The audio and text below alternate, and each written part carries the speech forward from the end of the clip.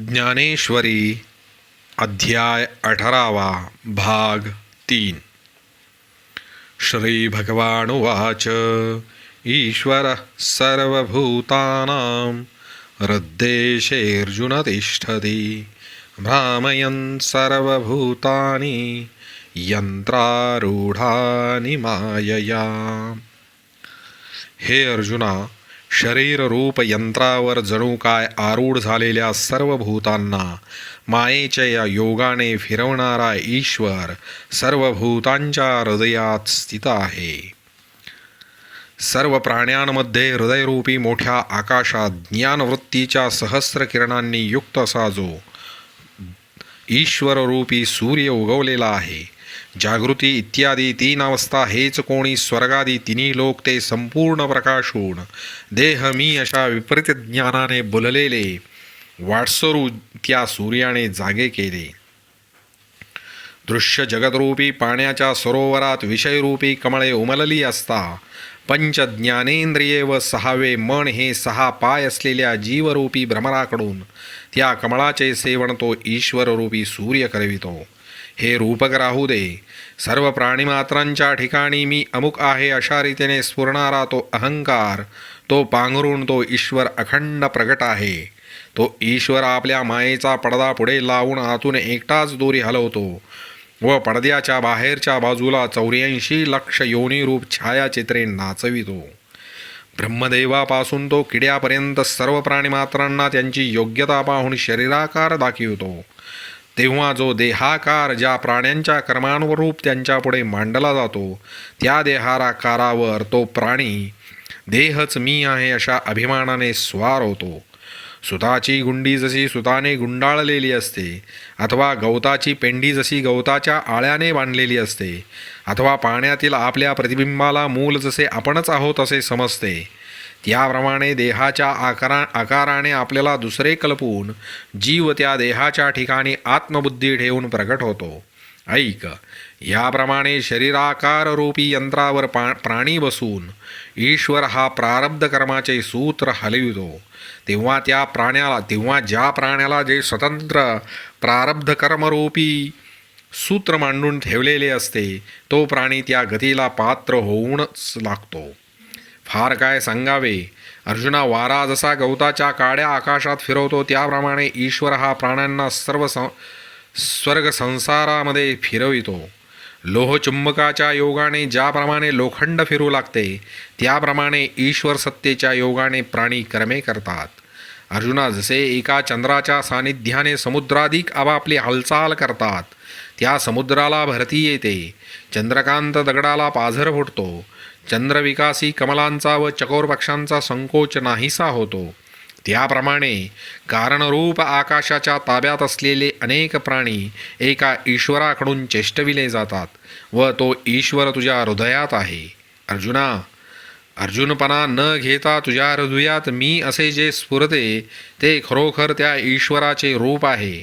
याकरिता तो ईश्वर प्रकृतीला प्रवृत्त करील हे निस्संशय खरे आहे, आणि तू जरी लढणार नाहीस तरी ती प्रकृती तुला लढावयास लावील. म्हणून तो ईश्वर हा मालक आहे. तो ह्या प्रकृतीवर हुकूमत चालवितो व ती प्रकृती प्राण्यांच्या इंद्रियांकडून ज्यांची त्यांची कामे सहज करून घेते. करणे न करणे या गोष्टी तू प्रकृतीच्या माथ्यावर ठेवून ती प्रकृती देखील ज्या हृदयस्थ ईश्वराच्या अधीन आहे. तमेव शरणं गच्छ सर्वभावेन भारत तत्प्रसादात् परां शान्तिं स्थानं प्राप्स्यसि शाश्वतम्. हे भरतकुलोत्पन्ना, त्यालाच सर्व भावाने तू शरण जा. त्याच्या प्रसादाने तू अत्यंत श्रेष्ठ शांतिरूप जे शाश्वत स्थान ते पावशील. गंगेचे पाणी जसे महासागराला सर्वांगाने मिळते त्याप्रमाणे अहंकार, वाचा, चित्त व शरीर ही त्या ईश्वराला अर्पण करून जा. मग त्या ईश्वराच्या प्रसादाने सर्वांचा लय जिच्यामध्ये होतो अशा स्वरूप शांतिरूप तरुण स्त्रीचा पती होऊन तू आत्मानंदाने स्वरूपातच रममाण होशील. उत्पत्ती ज्याच्याकडून उत्पन्न होते, विश्रांती जेथे विसावा घेते, अनुभव देखील ज्या अनुभवाला अनुभवितो, अर्जुना त्या आपल्या आत्मस्थितीचा तू अक्षय राजा होऊन राहशील, असे लक्ष्मीपदी श्रीकृष्ण म्हणाले. हे गीता नावाने प्रसिद्ध असलेल्या सर्व वाङ्मयांचे सार आहे व ज्याच्या योगाने आत्मरूपी रत्न स्वाधीन होते. वेदांताने ज्ञानी जिया नावाने ज्या गीताशास्त्राचा मोठेपणा वर्णन केल्यामुळे त्या वेदांताला जगात शुद्ध कीर्ती प्राप्त झाली. बुद्ध्यादिक पदार्थ हे ज्या गीताशास्त्राच्या ज्ञानाचे कवडसे आहेत व मी सर्व दृष्टा देखील ज्या गीताशास्त्राचा उदय झाला असता अनुभवाला येतो, अरे ते हे गीतारूपी आत्मज्ञान जो मी गूढ त्या गूढाचाही गुप्त ठेवा आहे. कारण तू अर्जुना माझा सखा म्हणून प्रतारणा कशी करू. म्हणून अर्जुना आम्ही आपला गुप्त ठेवा करुणेने व्याप्त झाल्यामुळे तुला दिला आहे. परंतु प्रेमाने वेडी झालेली आई आपल्या मुलाला बोलते, आपलेही तुझ्यावर असेच ललोट प्रेम आहे, परंतु आम्ही तसे करत नाही. इथे आकाश अतिसूक्ष्म असतानाही ते जसे गाळून घ्यावे, अमृताची देखील जशी साल काढावी अथवा शपथेकडून जशी शपथ करावावी. ज्याच्या अंगच्या प्रकाशाने पाताळातील परमाणू दिसतो, त्या सूर्याला देखील जसे अंजन घालावे. अर्जुना याप्रमाणे सर्वज्ञ जो मी, त्या सर्वज्ञाने देखील सर्व गोष्टींचाही विचार करून जे चांगले आहे ते तुला सांगितले. याचाच चांगल्या रीतीने विचार कर आणि विचार करून नंतर तुला योग्य दिसेल तसे कर. या देवाच्या बोलण्यावर अर्जुन उगाच राहिला. तेव्हा त्याच्या उगी राहण्यात देवांना असे वाटले की अर्जुनाच्या मनात असे आहे की सांगितलेले ज्ञान पुन्हा थोडक्यात सांगावे. हे मनात येऊन देव अर्जुनाला म्हणाला, तू खरोखर आपण आपल्याला न फसविणारा चांगला आहेस. वाढणारा पुढे भुकेलेला मनुष्य भूक असून भिक्षेने मी तृप्त झालो असे म्हणाला तर त्याला स्वतःलाच भुकेची पीडा होते व मिथ्या भाषण केल्याचा दोषही त्याला लागतो. त्याप्रमाणे सर्वज्ञ श्री गुरु भेटला असता भीड धरून जेव्हा त्याला आत्मविचार विचारला जात नाही, तेव्हा तो न विचारणारा आपल्यालाच फसवितो व फसविल्याचे पातकही त्यालाच लागते आणि त्याने आपल्याच सत्यस्वरूपाला मुकविले. पण अर्जुना, तुझ्या निवांत राहण्यात तुझा असा अभिप्राय असल्याचे दिसते की पुन्हा एक वेळ ज्ञान सारांश रूपाने थोडक्यात सांगावे. यावर अर्जुन म्हणाला, महाराज आपण माझे मन चांगले जाणत आहात आणि माझ्या मनाला जाणता असे जर म्हणावे तर तुमच्याशिवाय दुसरा कोणी जाणत आहे काय. तुझ्याशिवाय इतर जे जे सर्व आहे ते ज्ञेय आहे. त्यास जाणवणारा स्वभावतः तूच एक आहेस. मग सूर्य म्हणून सूर्याचेच काय वर्णन करावे. या अर्जुनाच्या बोलण्यावर श्रीकृष्ण म्हणाले, हे वर्णन कशाला, आम्ही सांगितलेले तू समजतोस, हेच काय आमचे थोडे वर्णन आहे. तर आपले लक्ष विस्तृत करून माझा शुद्ध उपदेश आणखी एक वेळ ऐक. हे बोलण्यासारखे आहे म्हणून मग ते बोलावे अथवा ऐकण्यासारखे आहे म्हणून ते ऐकावे असे नाही, परंतु तुझे भाग्यच चांगले आहे. अर्जुना, कासवीच्या पिलाकरता दृष्टीला पाहणा पडतो व आकाशाच्या पोतळीत काही साठविले जात नाही. चातकाला लागणारे पाणी आकाश वाहते. जो व्यवहार जेथे घडत नाही तेथे त्या व्यवहाराचे फळ मिळते. दैव जर अनुकूल असेल तर काय मिळणार नाही. ऐक, सहज विचार करून पाहिले तर द्वैताची एरजार नाहीशी करून ऐक्याच्या घरात जी गुह्य गोष्ट भोगावयाची ती ही होय. आणि प्रियतमा अर्जुना, जे निनिर्मित प्रेमाचा विषय असते ते दुसरे कोणी नाही तर आत्माच होय असे समजावे. अर्जुना, आरशात पाहण्याकरता जे आरशाला चांगले स्वच्छ करायचे ते त्या आरशाकरता नाही तर ते जसे आपल्याला पाहण्याकरता असते. त्याप्रमाणे अर्जुना, तुझ्या निमित्ताने मी आपल्याकरताच बोलतो. माझ्या व तुझ्या ठिकाणी मी तूपणा असा भेद आहे काय. म्हणून जिव्हाळ्याची गुप्त गोष्ट तू जो माझा जीव, त्या तुला मी सांगत आहे. अनन्य असणाऱ्या भक्तांचे हे वेळ मला आहे. अर्जुना, आपल्या स्वतःला पाण्यात देताना मीठ जसे आपले खडेपणा विसरते व ते आपण सर्व पाण्याचे होताना ते लाजत नाही, त्या मिठाप्रमाणे तू माझ्या ठिकाणी काही चोरून ठेवणे जाणतच नाहीस. तर आता मी तुझ्यापासून गुप्त ठेवीन काय. म्हणून ज्या माझ्या उपदेशाची तुलना केली असता इतर सर्व गोष्टी उघड असल्यासारख्या आहेत, तो माझा गूढ व शुद्ध उपदेश तू ऐक. तरी अर्जुना, तू आपल्या सर्व बाहेर आणि आतून होणाऱ्या कर्मांना मी व्यापक त्या मला विषय कर. ज्याप्रमाणे वायू सर्वांगाने आकाशाशी मिळून असतो, त्याप्रमाणे सर्व कर्मांमध्ये तू माझ्याशीच मिळून राहा. फार काय सांगावे, तू आपले मन माझ्या एकट्याचेच राहण्याचे ठिकाण कर व तू आपले कान माझ्या श्रवणाने भरून ठेव. आत्मज्ञानाने शुद्ध असलेले जे संत, ती माझी रूपे आहेत.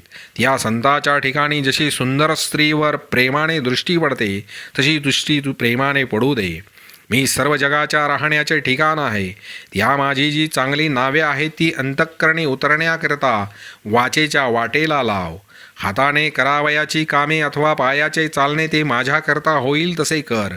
अर्जुना, अथवा आपल्या व दुसऱ्याच्या ठिकाणी जो काही तू उपयोगी पडशील, त्या यज्ञाच्या योगाने तू माझा चांगला यज्ञ करणारा हो. हे एक एक काय शिकू. तू आपल्या ठिकाणी सेवकपणा बाणवून घेऊन इतर सर्व जग मद्रूप समजून ते सेवा करण्याला योग्य आहे समज.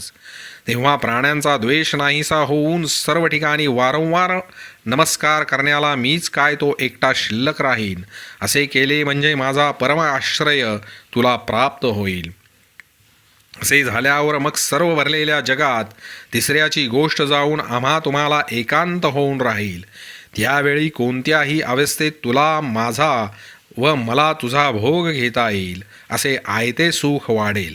आणि अर्जुना, प्रतिबंध करणारे तिसरे जेव्हा नाहीसे होईल, तेव्हा तू म्हणजे मीच आहेस असे जाणून शेवटी तू मला पावशील. पाण्यात पडलेले सूर्याचे प्रतिबिंब पाणी आटून गेल्यावर आपल्या बिंबाशी ऐक्याला येताना काही प्रतिबंध आहे काय? अरे, वारा आकाशाला मिळत असताना अथवा लाट समुद्राला मिळत असताना त्यास कोणाचा प्रतिबंध आहे? म्हणून एक तू व एक आम्ही असे द्वैत देहाच्या उपाधीमुळे दिसत आहे. मग देहाचा निराश झाल्यावर तू मद्रूपच होशील. या माझ्या सांगण्यामध्ये मी म्हणतो त्याप्रमाणे होते किंवा नाही अशी कदाचित शंका घेशील, तर ती शंका घेऊ नकोस हो. या माझ्या बोलण्यात अन्यथा नसेल तर तुझीच शपथ. तुझी शपथ वाहणे म्हणजे आम्ही आपली शपथ वाहण्यासारखे आहे. परंतु प्रेमाची जातच अशी आहे की ती लज्जेची आठवण होऊ देत नाही. एरवी वेदांनी निष्प्रपंच असे ज्याचे वर्णन केले आहे व ज्याच्या आधारामुळे हा विश्वाभास खरा वाटतो व ज्याच्या आज्ञेचा प्रताप काळाला जिंकतो, तो मी सत्यसंकल्पी देव असून जगाचे कल्याण करणारा बाप आहे. असे जर आहे तर मग शपथेचा आग्रह मी का करावा? परंतु अर्जुना, तुझ्या वेधाने मी देवपणाच्या बाण्याची चिन्हे टाकली आहेत. तुझ्या वेधाने मी हा अर्धा झालो आहे. तू माझ्या वेधाने पूर्णपणे ईश्वर झाला आहेस. अर्जुना, आपल्या कामाकरता राजा आपली शपथ आपण वाहतो, त्याप्रमाणे हे आहे. यावर अर्जुन म्हणाला, देवाने हे इतके फार बोलू नये. महाराज, तुमच्या एका नावानेच आमचे सर्व काम होते. असे असून तू सांगावयास लागतोस आणि शिवाय सांगत असताना शपथही घेतोस. महाराज, या तुमच्या विनोदाला पार आहे काय? सूर्याचे एक किरण कमलवनाचा विकास करण्यास पुरे आहे. असे असता देखील कमलाचे निमित्त करून तो सूर्य आपला सर्व प्रकाश जगाला नित्य देत असतो. मेघ हा पृथ्वीला शांत करून समुद्र भरले जातील एवढी मोठी पर्जन्यवृष्टी करतो. त्या मेघाच्या वृष्टी करण्याच्या कामात चातक हा निमित्त मात्र असतो. म्हणून तुझ्या औंदार्याला मी एक म्हणावयास निमित्त झालो नाही काय? हे राजा कृपानिधे, तुझ्या या दानात जगाला लाभ होणार आहे. तेव्हा देव म्हणाले, थांब, आमचे हे वर्णन करण्याचे काहीच कारण नाही, पण या उपायाने तो खरोखर माझ्या स्वरूपाला पावशील. अर्जुना, ज्या क्षणात मिठाचा कडा समुद्रात पडतो त्याच क्षणी तो विरावयास लागतो. त्याला खडेपणाने उरण्याचे कारण काय? त्याप्रमाणे सर्व पदार्थ मात्राच्या ठाई मला भजले असता सर्व मद्रूप व्हावयास लागले असता देहाहंकार निःशेष जाऊन तू खरोखर मीच होशील. याप्रमाणे कर्मापासून तो माझ्या स्वरूप प्राप्तीपर्यंत उपाय स्पष्ट करून मी तुला सांगितले, ऐक. कारण की अर्जुना, अगोदर तर सर्व कर्मे मला अर्पण केली असता माझी प्रसन्नता तुला सर्वत्र प्राप्त होईल. नंतर माझा तो प्रसाद झाला असता माझ्या संबंधीचे ज्ञान सिद्धीला जाईल व या योगाने निश्चय करून माझ्या शुद्ध स्वरूपी मिळता येईल. अर्जुना, मग त्या ठिकाणी साध्य व साधन ही नाहीशी होतात. फार काय सांगावे, तुला काही उरणारच नाही. तू कृतार्थ झाल्यामुळे तुला काही करावयाचे राहणार नाही. तू आपली सर्व कर्मे मला सर्वदा अर्पिल्या कारणाने ही माझी प्रसन्नता आज तुला प्राप्त झाली आहे. म्हणून जरी युद्ध हा उपदेश करायला प्रतिबंध आहे, तरी या प्रसन्नतेच्या बलाने हा लढाईचा प्रतिबंध हा तुला उपदेश करण्याच्या आड येत नाही. असा मी एकवार तुझ्यावर भुलून गेलो नाही काय? ज्या योगाने प्रपंचासह अज्ञान जाऊन जो एक मी तो गोचर होतो, ते आपले गीतारूप ज्ञान अनेक युक्त्या उपायांनी मी तुला नाना प्रकारांनी सांगितले. ते या ज्ञानाच्या योगाने धर्माधर्माचे मूळ कारण जे अज्ञान ते सर्व टाकून दे. सर्वधर्मान् परित्यज्य मामेकं शरणं व्रज अहं त्वा सर्वपापेभ्यो मोक्षयिष्यामि मा शुचः. सर्व धर्माचा त्याग करून मला एकट्यालाच अद्वैत भावाने शरण ये, म्हणजे मी तुला सर्व पापांपासून मुक्त करीन. तू शोक करू नकोस. आशा जशी दुःखाला प्रसवते, निंदा जशी पापाला उत्पन्न करते, हे राहू दे. ज्याप्रमाणे दुर्भाग्यहीन स्थितीला प्रसवते, त्याप्रमाणे स्वर्गाला व नरकाला सुचवणारे जे धर्माधर्म, त्या धर्माधर्मास अज्ञान प्रसवते, ते संपूर्ण अज्ञान या ज्ञानाने नाहीसे करून टाक.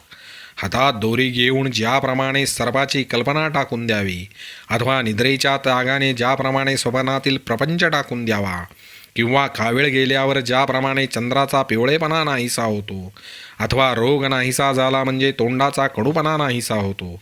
अरे अर्जुना, दिवस मावळल्यावर मृगजळ नाहीसे होते, अथवा लाकडाच्या त्यागाने जसा अग्नी टाकला जातो, त्याप्रमाणे मिथ्या धर्माधर्माला दाखविणारे जे मूळ अज्ञान, त्या अज्ञानाचा त्याग करून धर्ममात्रांचा त्याग कर. मग ज्याप्रमाणे निद्रेसह स्वप्न गेले असता आपण एकटे उरतो, त्याप्रमाणे अज्ञान नाहीसे झाल्यावर आपोआप मीच एकटा राहतो. त्याप्रमाणे मग मी एकट्या वाचून दुसरे भिन्न भिन्न काहीच नाही, त्याच्या ठिकाणी तोच मी आहे अशा ज्ञानाने अनन्य हो. अर्जुना, आपल्याला माझ्याहून भिन्न न मानता जे माझे एकपण जाणावयाचे, त्याचेच नाव मला शरण येणे होय. म्हणून ज्याप्रमाणे घट फुटल्याने घटाकाश जसे महाकाशात ऐक्याने प्रवेश करते, अशा ऐक्याने मला शरण ये. अर्जुना, सोन्याचा मणी जसा सोन्याला शरण येतो, अथवा लाट जशी पाण्याला शरण येते, त्याप्रमाणे मला अभिन्नत्वाने शरण ये. याशिवाय अर्जुना, समुद्राच्या पोटात वळवानळ जसा शरण येतो खरा, पण तो समुद्रात जाळीत नाही काय, तसे माझ्याहून भिन्न राहून शरण येण्याच्या त्या गोष्टी टाकून दे. मला ही शरण यावयाचे आणि जीवपणाने असावयाचे. धिक्कार असो या बोलण्याला. या बोलण्याच्या बुद्धीची लाज कशी वाटत नाही. अरे अर्जुना, एखाद्या सामान्य राजानेही जिचा अंगीकार केला असता, ती वटीक जरी असली तरी त्या राजाच्या बरोबरीला येते. मग मी जो विश्वाचा स्वामी तो भेटतो आणि जीवदशेचे बंधन मात्र सुटत नाही, असल्या अमंगळ गोष्टी तू कानावर देखील घेऊ नकोस. म्हणून मद्रूप होऊन माझी सेवा करणे ही माझी सहज भक्ती आहे. ती माझी सहज भक्ती या ज्ञानाने हस्तगत होईल असे कर. मग ताकातून काढलेले लोणी ताकात पुन्हा घातले तरी ते लोणी जसे त्या ताकात काही एक केल्याने मिसळत नाही. लोखंड जरी उभे टांगून ठेवले तरी त्याला गंज चढतो, पण तेच लोखंड परिसाच्या सोनाने सोने झाले असता त्याला गंजाचा स्पर्श होत नाही. हे राहू दे. काष्टापासून मंथन करून अग्नी उत्पन्न केल्यावर मग तो जसा लाकडांनी कोंडून राहत नाही, त्याप्रमाणे अद्वैत भावाने मला शरण आल्यावर तुला धर्माधर्म सहजच बाधक होणार नाहीत. अर्जुना, सूर्याच्या आधाराची खबर असते काय? अथवा जागृत अवस्थेत स्वप्नभ्रम दिसेल काय? त्याप्रमाणे माझ्याशी ऐक्य पावल्यावर मी जो सर्वरूप त्या माझ्याशिवाय दुसरे काही उरण्याला कारण आहे काय? म्हणून तू आपल्या ठिकाणी तुझ्या धर्माविषयी काळजी करू नकोस. तुझे पुण्य व पाप मीच होईन. पहा हे चतुर अर्जुना, मीठ पाण्यात पडले असता त्याचे सर्व पाणी होते. मला अनन्य भावाने शरण येणारा जो तू, तुला मी त्याप्रमाणे होईन. तेव्हा माझ्यापासून भिन्नपणाने असणे हे जे सर्व बंधरूपी पाप आहे ते पाप माझ्या बोधात नाहीसे होईल. अर्जुनाने, एवढ्याने तू आपोआप सुटलाच आहेस, म्हणून तू मला चांगल्या प्रकाराने जाणून घे, म्हणजे मी तुला मुक्त करीन. या कारणास्तव येथून पुढे चित्तात तू चिंता बाळगू नकोस. हे सुबुद्धी अर्जुना, तू मला एकाला जाणून शरण ये. सर्व रूपांच्या योगाने जो रूपवान आहे, सर्व दृष्टीच्या योगाने जो डोळस आहे व जो सर्व देशात राहणारा आहे, त्या श्रीकृष्णाने याप्रमाणे अर्जुनाला सांगितले. मग श्यामसुंदर श्रीकृष्णाने आपला कंकणयुक्त उजवा बाहू पसरून आपल्याला शरण आलेल्या भक्तश्रेष्ठ जो अर्जुन त्याला आलिंगन दिले. त्या ठिकाणी प्राप्त न होता वाचाही बुद्धीला काखेत मारून माघारी परतली. असे जे काही एक वाचेला आणि बुद्धीला प्रवेश करण्यास कठीण, ते अर्जुनास देण्याकरता देवांनी अलिंगनाचे निमित्त केले. तेव्हा अलिंगनाच्या वेळी देवाचे व अर्जुनाचे हृदय एक झाले. देवांनी आपल्या हृदयात असलेला बोध अर्जुनाच्या हृदयात घातला आणि देव व भक्त हे द्वैत न मोडता देवांनी अर्जुनाला आपल्यासारखे केले. एका दिव्याने दुसरा दिवा लावला असता दिसावयात जरी ते दोन दिसतात, तरी प्रकाशाच्या दृष्टीने त्यांचे ऐक्य मोडित नाही. त्याप्रमाणे तो अलिंगनाचा प्रकार झाला. म्हणजे द्वैत न मोडता देवाने अर्जुनाला आपल्या स्वरूपी मिळवून घेतले. तेव्हा मग त्या अर्जुनाला जो सुखाचा पूर आला, त्या पुरात देव जरी शक्तिमान होते तरी त्यात बुडून राहिले. समुद्राला समुद्र जेव्हा मिळावयास जातो तेव्हा ते मिळणे एकीकडे राहते व पाणी दुप्पट होते व शिवाय भरतीला आकाशात वर चढते. त्याप्रमाणे त्या दोघांचे मिळणे त्या दोघांना आवरत नव्हते. ते कोणी जाणावे, फार काय सांगावे. नारायणाने विश्व कोंदून भरले. त्याप्रमाणे वेदांचे सूत्ररूपाने असलेले मूळ व सर्व अधिकाराचे केवळ एकच एक पवित्रसेचे ठिकाण गीताशास्त्र ते श्रीकृष्णाने प्रकट केले. येथे वेदांना मूळ गीता आहे हे कसे वाटले असे जर म्हणाल तर त्याची प्रसिद्ध उपपत्ती सांगतो. तर ज्याच्या निश्वासात वेदराशी उत्पन्न झाले तो सत्यप्रतिज्ञ श्रीकृष्ण, जे गीताशास्त्र प्रतिज्ञापूर्वक आपल्या मुखाने बोलला, म्हणून वेदांना मूलभूत गीता आहे हे म्हणणे योग्य आहे. या म्हणण्यास आणखी एक कारण आहे. जे स्वरूपाने नाश न पावता ज्याचा विस्तार जेथे लीन होऊन राहतो ते त्याचे बीज असे जगात म्हणतात. तर ज्याप्रमाणे वृक्ष बीजामध्ये सूक्ष्म रूपाने असतो, त्याप्रमाणे कांडत्रयात्मक संपूर्ण वेद गीतेमध्ये सूक्ष्म रूपाने आहे. म्हणून वेदांचे मूळ श्री गीता आहे असे मला वाटते आणि ते सहज देखील दिसते आहे. कारण की ज्याप्रमाणे अलंकारातील रत्नांनी सर्व अंग शोभते, त्याप्रमाणे वेदांची तिन्ही कांडे गीतेत चांगली उमटली आहेत. तीच कर्माधिक 3 कांडे कोणत्या कोणत्या ठिकाणी गीतेत आहेत ती डोळ्यांना स्पष्ट दिसतील अशी दाखवतो. ऐक. तर पहिला जो अध्याय आहे तो गीताशास्त्राच्या प्रवृत्तीची प्रस्तावना आहे. दुसऱ्या अध्यायात सांख्यशास्त्राचा अभिप्राय थोडक्यात स्पष्ट सांगितला आहे. हे गीताशास्त्र ज्ञानप्रधान असून मोक्ष देण्यास स्वतंत्र आहे, इतके दुसऱ्या अध्यायात थोडक्यात सांगितले आहे. मग अज्ञानाने बांधलेल्या जीवास मोक्षपदाची प्राप्ती होण्याकरता साधनाचा जो आरंभ तो तिसऱ्या अध्यायात सांगितला आहे. कारण की देहाहंकार रूपी बंधनाने बद्ध झालेल्या जीवांनी काम्य व निषिद्ध कर्माचा त्याग करून विहित कर्माचे आचरण करावे, परंतु त्या विहित कर्माचरणात चुका करू नये. अशा रीतीने शुद्ध भावाने कर्म करावे. हा जो तिसऱ्या अध्यायात देवांनी निर्णय केला ते या गीतेत कर्मकांड जाणावे. आणि तेच नित्यानित्य कर्म आचरले असता अज्ञानापासून खास सोडवणारे कसे होईल अशी इच्छा झाली असता व बद्ध पुरुष मोक्षतेला आला असता त्याच्याकरता देवाने ब्रह्मार्पण बुद्धीने कर्म करावयास सांगितले आहे. ते असे की शरीर, वाचा व मन यांच्याकडून जे जे विहित कर्म जसे उत्पन्न होईल ते कर्म एका ईश्वराच्या उद्देशाने करावे असे देवांनी सांगितले. कर्मयोगाने ईश्वराच्या ठिकाणी उपासना कशी करावी या सांगण्याच्या विषयास 4थ्या अध्यायाच्या शेवटच्या भागात आरंभ केला आहे. 4थ्या अध्यायाच्या अखेरपासून तो विश्वरूपाचा 11वा अध्याय सर्व संपेपर्यंत कर्माच्या योगाने ईश्वराची उपासना करावी हे जे सांगितले, या गीतेमध्ये त्या 8 अध्यायात स्पष्ट उपासनाकांड, देवताकांड आहे असे गीताशास्त्र सांगत आहे. हे आडपडदा साडून मी स्पष्ट सांगतो. आणि उपासनेने प्रसन्न होऊन मिळविलेल्या ईश्वराच्या त्या प्रसादाने व गुरूंच्या संप्रदायातून प्राप्त झाल्याने जे खरे कोवळे ज्ञान अनुभवाला येते, ते कोवळे ज्ञान अद्वेष्टा वगैरे 12व्या अध्यायाच्या भागामध्ये अथवा 13व्या अध्यायाच्या अमानित्व वगैरे भागामध्ये दृढ कसे करावे हे सांगितले आहे. म्हणून आम्ही 12व्या अध्यायाची गणना ज्ञानकांडात करतो. तो 12वा अध्याय पहिला धरून आणि 15वा अध्याय शेवटचा धरून अशा 4 अध्यायात निरूपणाला ज्ञानरूपी फळाच्या परिपक्वतेची पूर्णता हा विषय आहे. म्हणून ऊर्ध्वमूल हा श्लोक ज्या अध्यायात आहे तो अध्याय शेवटी धरून या 12 ते 15 अध्यायात ज्ञानकांड सांगितले आहे. याप्रमाणे गीता ही कांडत्रयाचे निरूपण करणारी गोजीरवाणी श्रुतीच आहे व ह्या श्रुतीने गीतेतील श्लोकरूपी रत्नांचे अलंकार घातलेले आहेत. हे राहू दे, हे 3 भाग असलेली गीतारूपी श्रुती जे एक मोक्षरूपी फळ अवश्य प्राप्त करून घ्यावे म्हणून गर्जना करीत आहे, त्या मोक्षाचे साधन जे ज्ञान, त्या ज्ञानाशी नेहमी वैर करणारा जो दंबादी 6 अज्ञानांच्या दोषांचा समुदाय तो 16व्या अध्यायात प्रतिपादन केला आहे. मुक्कामावर पोचविणारा शास्त्ररूपी रक्षक बरोबर घेऊन तो अज्ञान गुणांचा समुदायरूपी वैरीच जिंकावा हा देवाने निरोप येथे सांगितला आहे.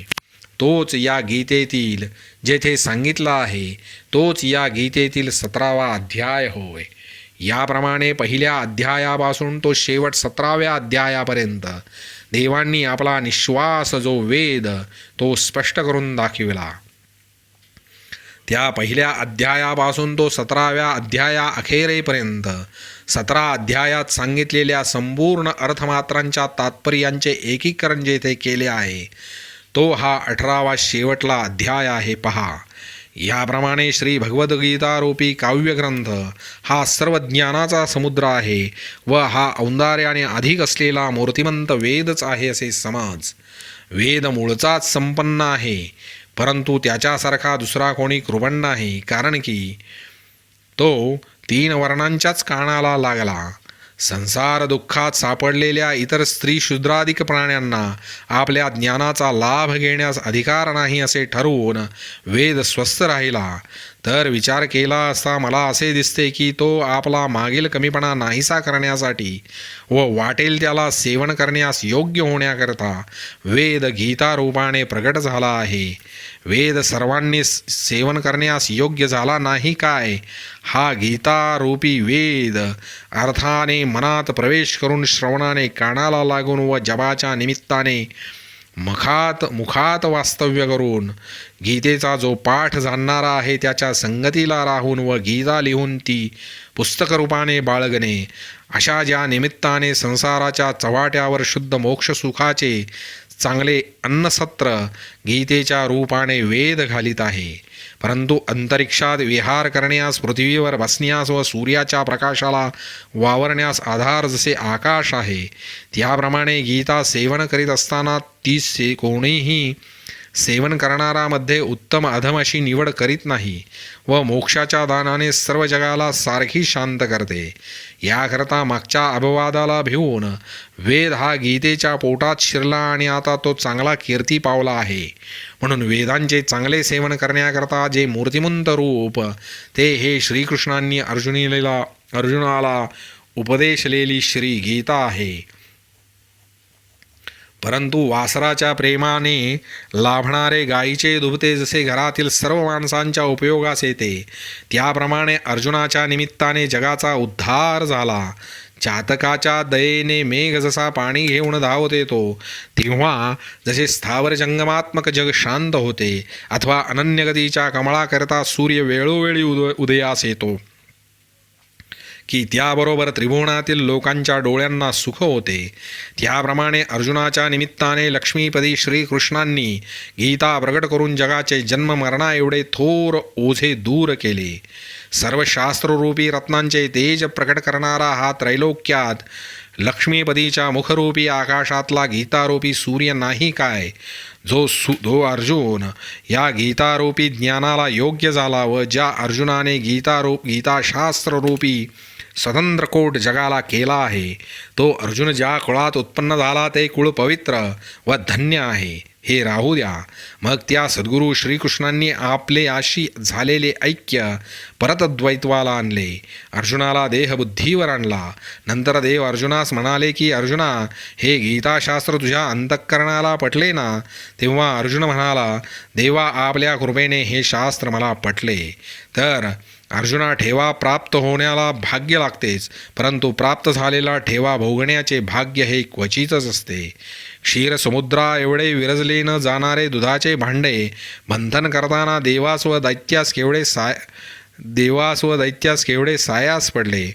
त्या केलेल्या कष्टांना देखील फळ आले, कारण की त्यांनी अमृत देखील डोळ्यांनी पाहिले. परंतु नंतर त्या अमृताचे रक्षण करावयास ते चुकले. तेव्हा ते जे अमरत्व येण्याकरता वाढले ते दैत्याच्या मरणाला कारण झाले. तेव्हा प्राप्त झालेले कसे भोगावे हे माहीत नसले म्हणजे असे होते. नहुष राजा स्वर्गाचा मालक झाला होता, परंतु तेथे वर्तन कसे करावे हे माहीत नसल्यामुळे त्याची चूक झाली. तेव्हा तो सर्पत्वाला पावला. हे तुला माहीत नाही काय? म्हणून अर्जुना, तू पुष्कळ पुण्य केलेस, त्यामुळे आज गीतारूपी श्रेष्ठ शास्त्र ऐकण्यास पात्र झाला आहेस. तर याच शास्त्राचा संप्रदाय अंगीकारून या शास्त्रार्थाचे चांगल्या रीतीने आचरण कर. हो, नाहीतर अर्जुना, संप्रदायाशिवाय जर तू या शास्त्रार्थाचे अनुष्ठान करावयास लागशील तर अमृतबंधनासारखी स्थिती होईल. गाय चांगली धड प्राप्त झाली असता तिचे दूध तेव्हाच पिता येते की जेव्हा धार काढण्याची हातवटी कळते. त्याप्रमाणे गुरु प्रसन्न होतील व शिष्याला खरोखर विद्याही प्राप्त होईल, परंतु त्या विद्येचे संप्रदायाप्रमाणे अनुष्ठान केले तरच ती फलद्रूप होईल. म्हणून या गीताशास्त्रात जो योग संप्रदाय आहे तो आता चांगला आदरपूर्वक ऐक. तर अर्जुना, हे जे गीताशास्त्र तुला आस्थेने प्राप्त झाले आहे ते तपोहीन मनुष्याला मुळीच सांगू नकोस. हो, अथवा एखादा मनुष्य तपी असेल, परंतु जर गुरुभक्तीमध्ये तो ढिला असेल तर वेदाने जसा अंत्यजाचा त्याग केला आहे तसा त्याचा त्याग कर. अथवा ज्याप्रमाणे कावळा जरी शुद्ध असला तरी त्याला यज्ञाचा अवशेष प्रसाद घालत नाहीत, त्याप्रमाणे तो गुरुभक्तीहीन असेल तर तो मग किती मोठा तपी असे ना का, त्या मनुष्याला हे गीताशास्त्र सांगू नकोस. अथवा एखाद्याने शरीराने तपही केले आहे व तो गुरु व देव यांच्या ठिकाणी भजतोही आहे, पण त्याला ऐकण्याची इच्छा नसेल, तर तो मागल्या 2 गुणात या जगाला खरोखर उत्तम असेल, परंतु तो या गीता श्रवणाला योग्य नाही.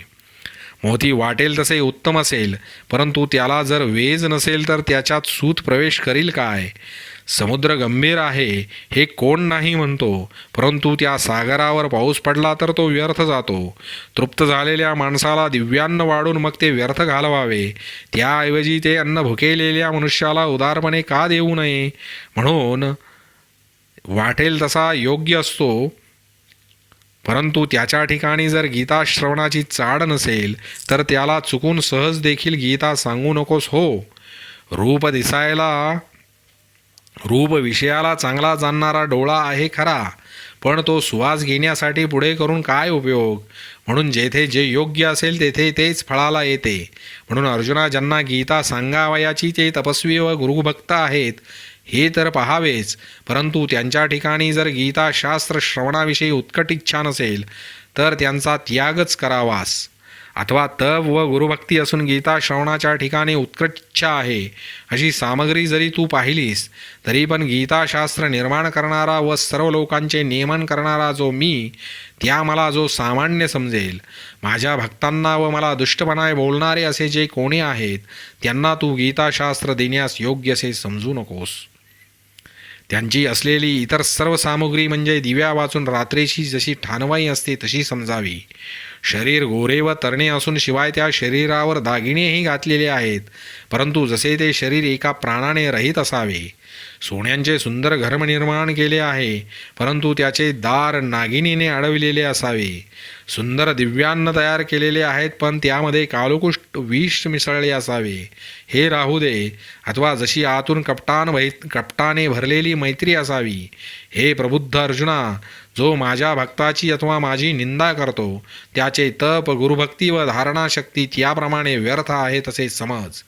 अर्जुना, या कारणास्तव तो जरी भक्त, बुद्धिमान व तपी असला तरी या गीताशास्त्राला त्याचा स्पर्श होऊ देऊ नकोस. फार काय सांगू, निंदक जरी ब्रह्मदेवाच्या योग्यतेचा असला तरी त्याला कौतुकाने सुद्धा हे गीताशास्त्र देऊ नकोस. म्हणून अर्जुना, खाली तपरूपी गुंड्याचा पाळा बळकट घालून त्यावर गुरुभक्तीचे जे पूर्ण मंदिर तयार झाले आणि ज्या मंदिराचा श्रवणेच्छा दरवाजा सदा पुढे उघडा आहे त्या मंदिरावर अनिंदारूपी रत्नांचा शुद्ध कळस ठेवला गेला आहे.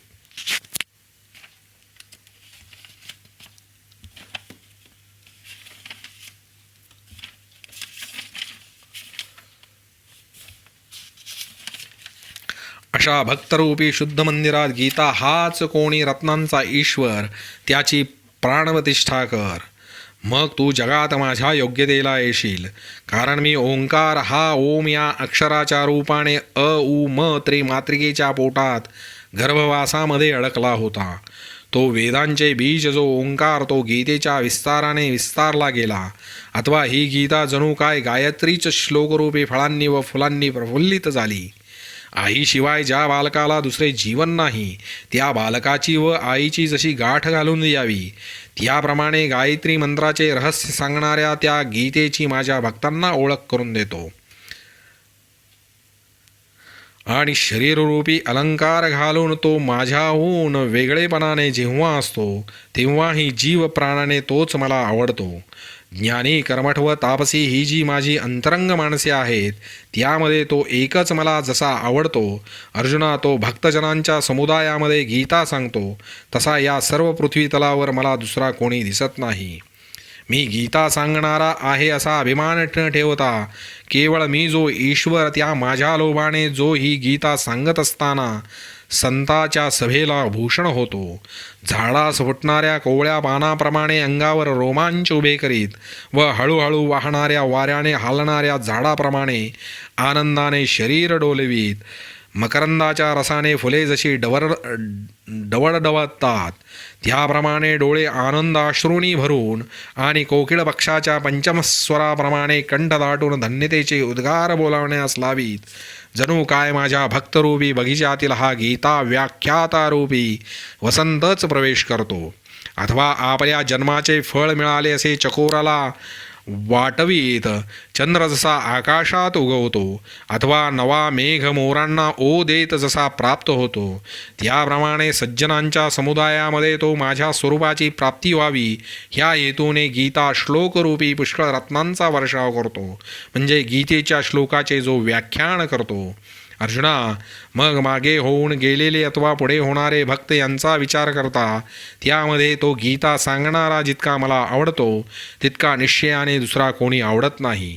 अर्जुना, जो संतांना गीतेच्या अर्थाची मेजवानी करतो तो मला इतका आवडतो की मी त्याला माझ्या अंतःकरणात ठेवतो. माझ्या व तुझ्या भेटीत जी ही गीतारूपी कथा वाढली व ज्या गीतेत मोक्ष प्राप्त करून देणारे उपाय जगण्याकरिता आले तो हा सकळार्थ देणारा आम्हा दोघांचा संवाद पदांचा अर्थ न करता जो नुसते आवर्तनच करतो. हे सुमती अर्जुना, त्याने प्रदीप्त ज्ञानाग्नीमध्ये मूळ अविद्येची आहुती देऊन मी जो परमात्मा त्या मला संतुष्ट केले आहे. हे चतुरा अर्जुना, गीतेच्या अर्थाचा आढावा घेऊन ज्ञानीपुरुष जेथे प्राप्त होतात ते ठिकाण त्याला गीतेच्या गाण्याने व वर्णनाने प्राप्त होते. याप्रमाणे गीतापाठ करणाराला गीतेचा अर्थ समजण्यासारखेच फळ मिळते. गीता ही आई आहे म्हणून तिला जाणते मूल व लहान मूल असा भेद नाही.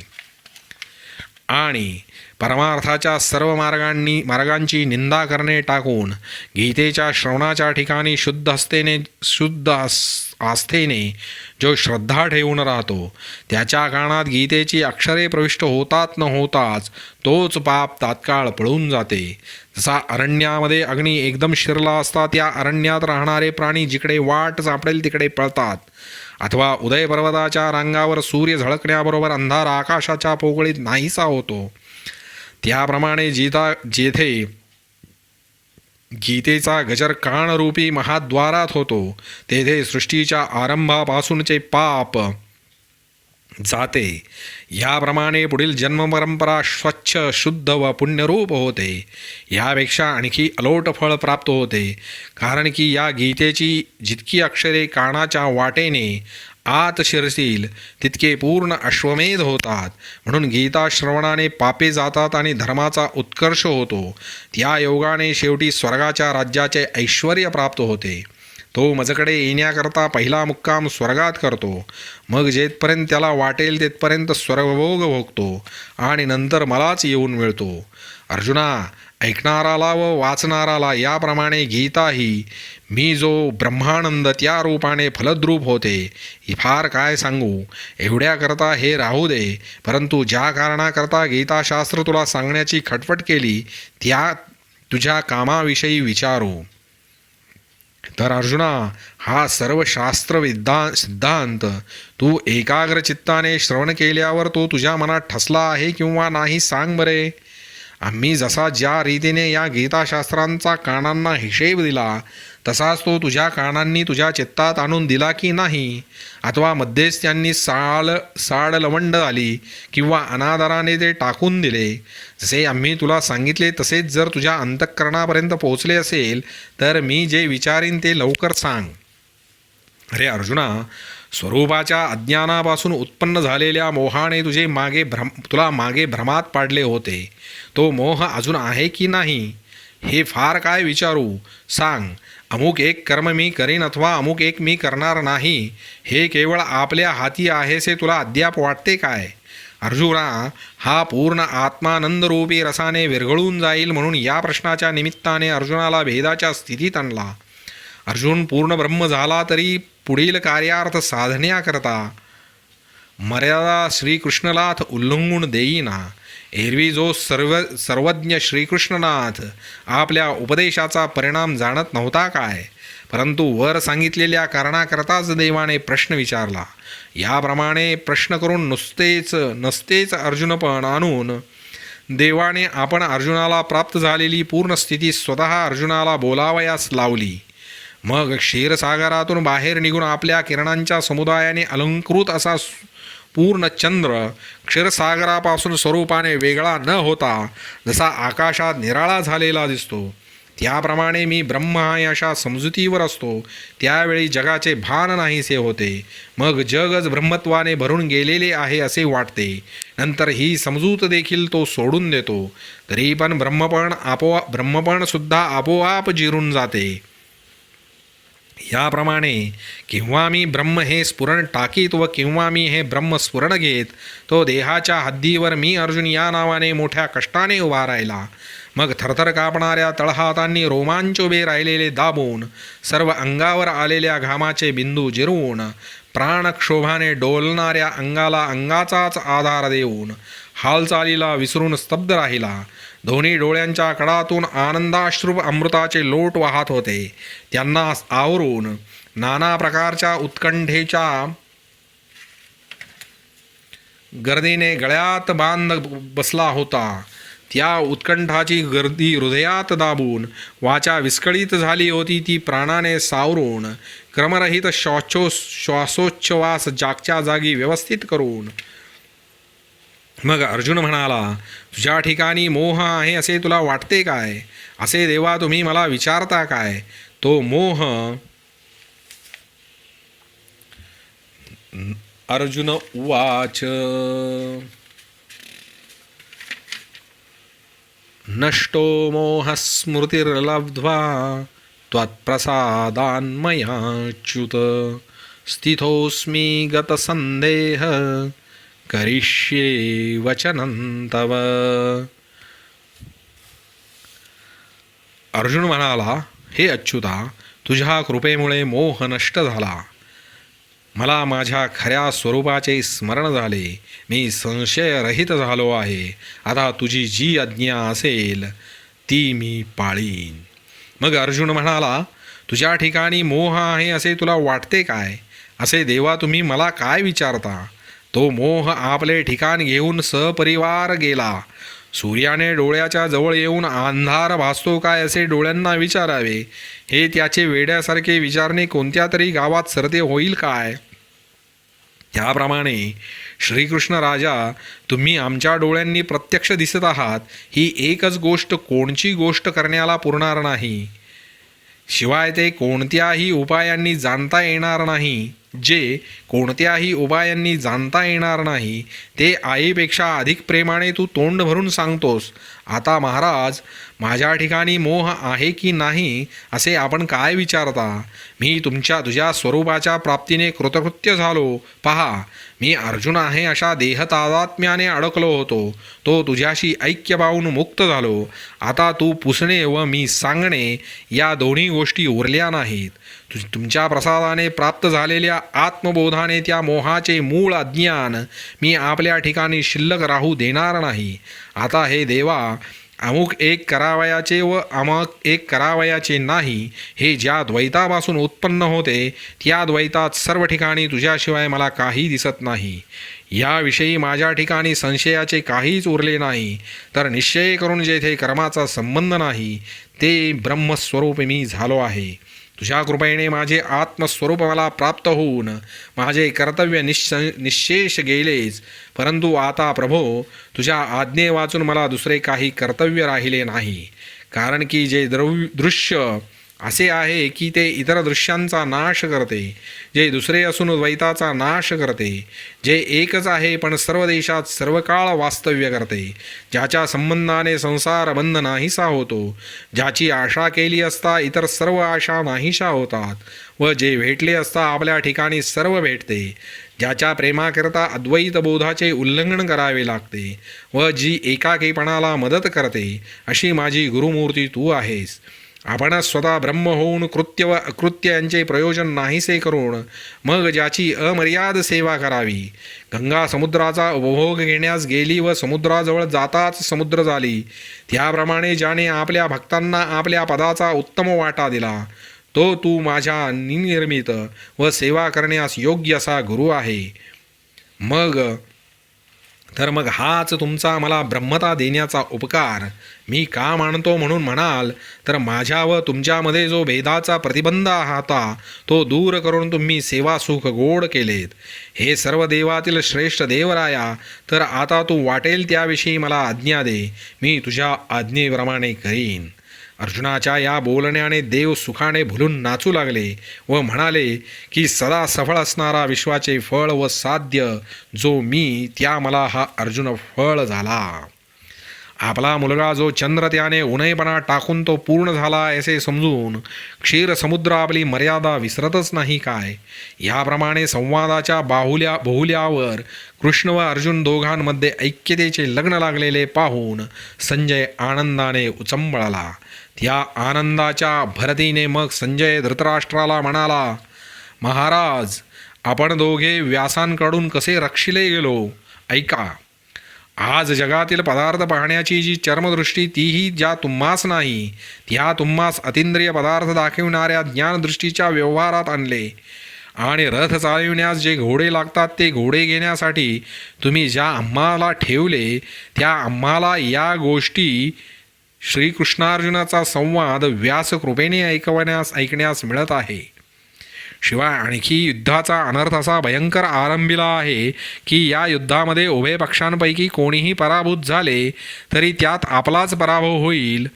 व्यासांचा असा कसा बलवत्तर अनुग्रह की युद्धासारखे केवढे संकट पण त्या निरावरण ब्रह्मानंद आपल्याकडून भोगवित आहेत असे संजय बोलला. परंतु धृतराष्ट्रावर त्याचा काहीच परिणाम झाला नाही. तो चंद्रकिरणाने स्पर्श केलेल्या सामान्य दगडाप्रमाणे निर्विकारपणे स्वस्थच राहिला. ही त्या धृतराष्ट्राची अवस्था पाहून मग कृष्णार्जुनांच्या संवादासंबंधाने तो पुढे बोलणे करीच ना.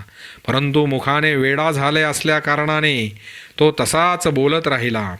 परंतु सुखाने वेडा झाला असल्याकारणाने तो तसाच बोलत राहिला. आनंदाच्या वेगाने बेहोश झाल्यामुळे तो धृतराष्ट्राला सांगत होता की एरवी हे धृतराष्ट्राजोगे नाही हे तो निश्चयाने जाणत होता.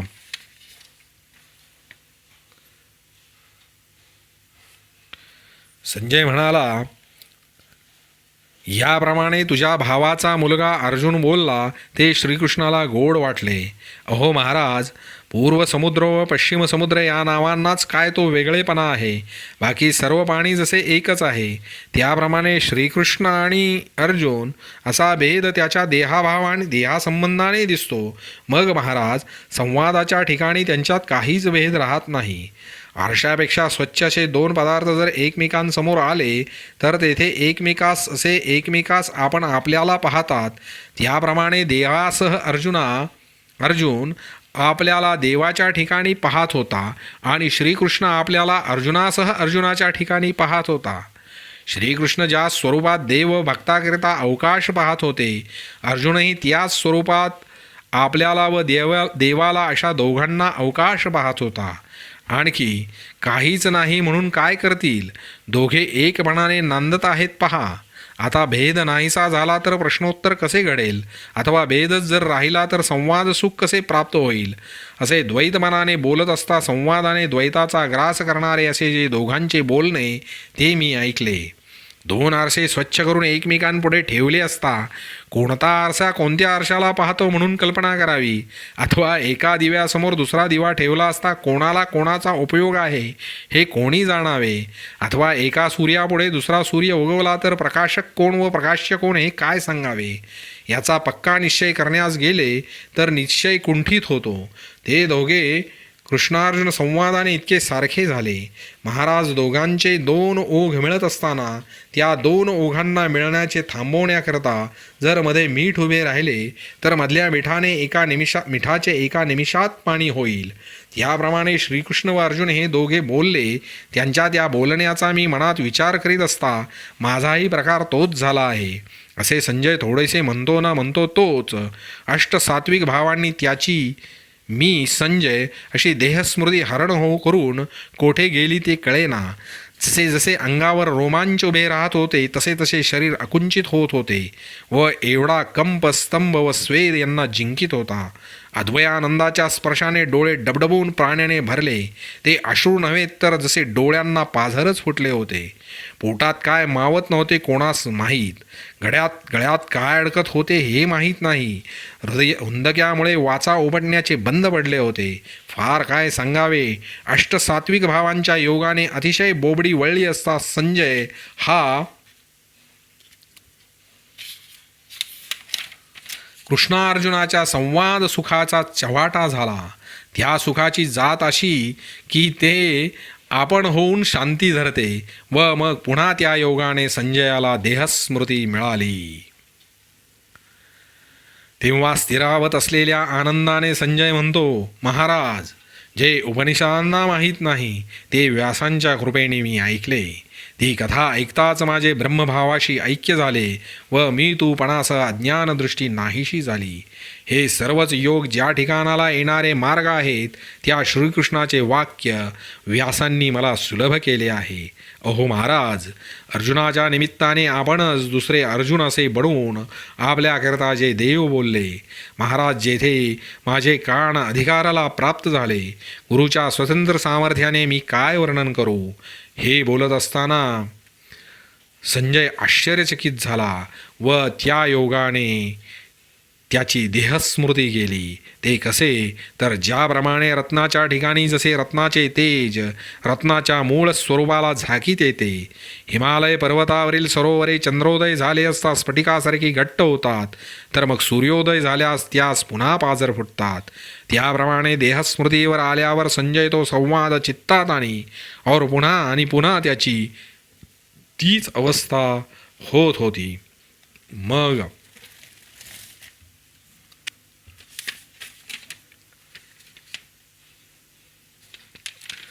हर्षाच्या वेगात उभा राहून संजय म्हणाला, राजा, श्रीहरीच्या विश्वरूपाला पाहिले असताना उगा कसा राहू शकतोस? श्रीहरीच्या विश्वरूपाला पाहिले असताना तू उगा कसा राहू शकतोस? न पाहताही जे दिसते, नाहीपणाने जे आहे, विसरू म्हटले तरी जे आठवते, ते आता कसे चुकवू? ते श्रीहरीचे विश्वरूप पाहून त्याचा जो नुसता चमत्कार मांडण्यास सुद्धा त्या ठिकाणी अवकाश नाही. हा विश्वरूपी महापूर माझ्या सकट वाहून नेत आहे. याप्रमाणे श्रीकृष्णार्जुनरूपी संवादरूपी संगमात स्नान करून संजय अहंकाराला तिलांजली देत आहे. तेव्हा न सावरणाऱ्या आनंदाने त्याला काही अलौकिक गहिरवर येऊन सद्गदित कंठाने श्रीकृष्ण श्रीकृष्ण असे वेळोवेळा म्हणत होता. या अष्टसात्विक भावाचा प्रकार धृतराष्ट्राला केव्हाच माहीत नव्हता. म्हणून संजयाची कशी अवस्था का झाली त्याची जी काही कल्पना धृतराष्ट्राने करावी, इतक्यात त्या संजयाने आपणास झालेला सुखलाभ आपल्याच ठिकाणी स्थिर करून अष्टसात्विक भावांचा पुंज जिरविला. तेव्हा धृतराष्ट्र म्हणाला, संजया, लढाईत कोणत्या वेळेला कसा प्रसंग येईल ते सांगून माझा वेळ घालविण्याकरता व्यासांनी तुला माझ्याजवळ ठेवले. ते बाजूला सारून तू हा काय प्रकार मांडला आहेस? त्या व्यासांनी तुला येथे कशाकरता बसविले? प्रसंग नसता मध्येच काय बोलतोस? रानात राहणारा मनुष्य राजमंदिरात नेला असता त्याला दाही दिशा उदास वाटतात, अथवा उजाडले असता पिशाच्यांना रात्र होते. ज्याला जतचे महत्त्व नाही ते त्याला विपरीतच वाटते. म्हणून तो धृतराष्ट्र अप्रसंग आहे असे म्हणणारच. धृतराष्ट्र म्हणाला, अरे बाबा संजया, सांप्रत जे युद्ध सुरू झाले आहे ते शेवटी कोणाला जय देईल? एरवी विशेष करून बहुतेक आमची अशी कल्पना आहे की दुर्योधनाचा पराक्रम नेहमी अधिक असतो आणि प्रतिपक्षी पांडवाने मानाने या दुर्योधनाचे सैन्यही दीडपट आहे, म्हणून ते सैन्य निश्चय करून जय मिळविल ना? आम्हाला तर असे वाटते. मग तुझे भविष्य कसे आहे ते कळत नाही, तर संजया, तुझे भविष्य जसे असेल तसे सांग.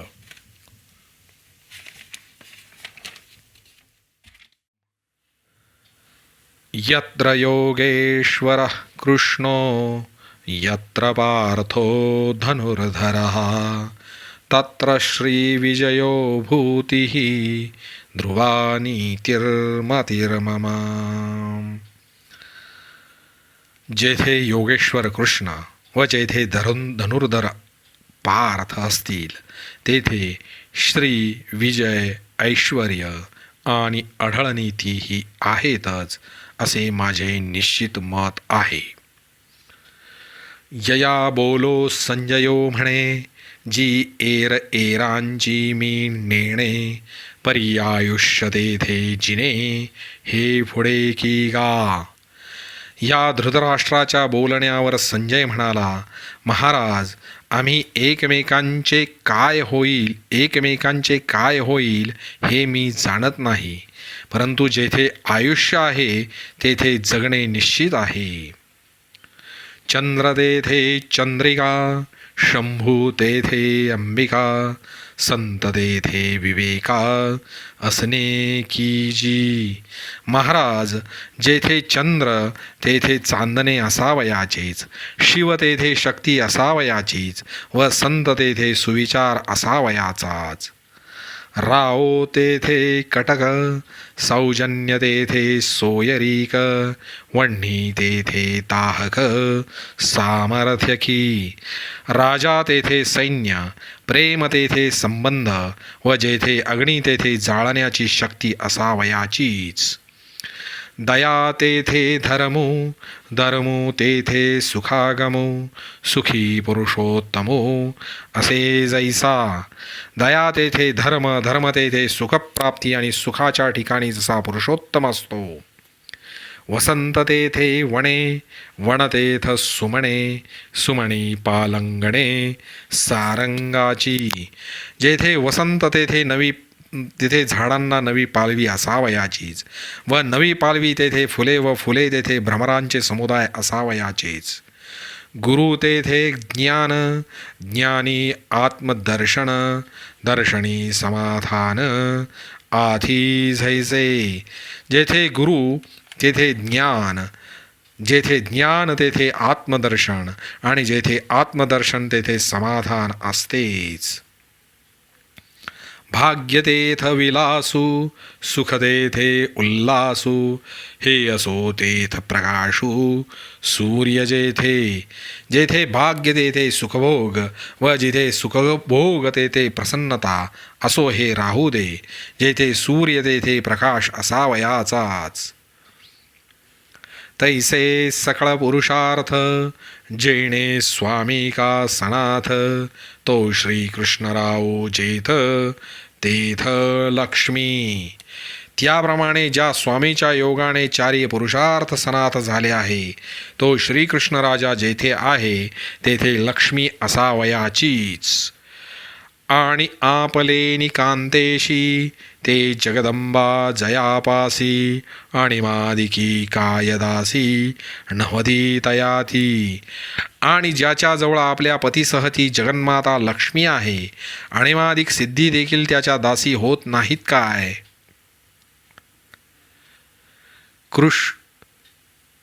कृष्ण विजय स्वरूप निजांगे, तो राहिला असे जेथे जेणे भागे, तै जयो लागवेगे तेथेची आहे. कृष्ण आपल्या अंगाने विजयाचे स्वरूप आहे. तो ज्या पक्षाचा राहिलेला आहे, अर्थात जय त्या बाजूला त्वरेने मिळावयाचाच. विजयी नामे अर्जुन विख्यातू, विजयस्वरूप श्रीकृष्णनाथू, श्रीयेसी विजय निश्चितू तेथेची असे. विजय नावाने अर्जुन प्रसिद्ध आहे, व श्रीकृष्णनाथ तर विजय याची मूर्तीच आहे. लक्ष्मीसुद्धा सर्व विजय निश्चितपणाने तेथेच आहे असे समज. त्याला अर्जुनाला एवढे मायबाप श्रीकृष्ण व लक्ष्मी यांच्यासारखे असता, त्याच्या देशाच्या झाडांनी कल्पतरूला पैजेने का जिंकू नये, त्या देशाचे सर्वही दगड चिंतामणी का होऊ नयेत, आणि त्या देशाच्या भूमीला चैतन्यत्व का येऊ नये, त्याच्या गावच्या नद्या अमृताने का वाहू नयेत. राजा विचार कर, यात काही आश्चर्य काय आहे का. त्याच्या स्वैर उच्चारलेल्या शब्दांना खुशाल वेद म्हणता येईल, मग तो देहासह सच्चिदानंद रूप का होऊ नये.